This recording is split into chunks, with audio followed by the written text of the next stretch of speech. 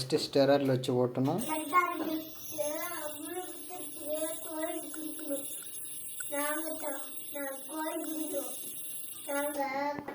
அடுத்தது அனலைசரில் வைக்கணும்.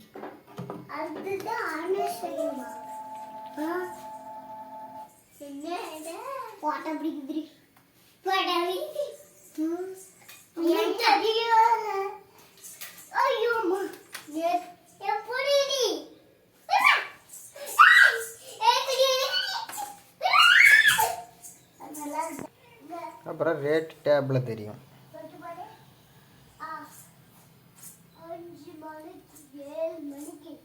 8 மணிக்கு நாங்களும் தான் பால் குடிச்சோம். 8 மணிக்கு சாயா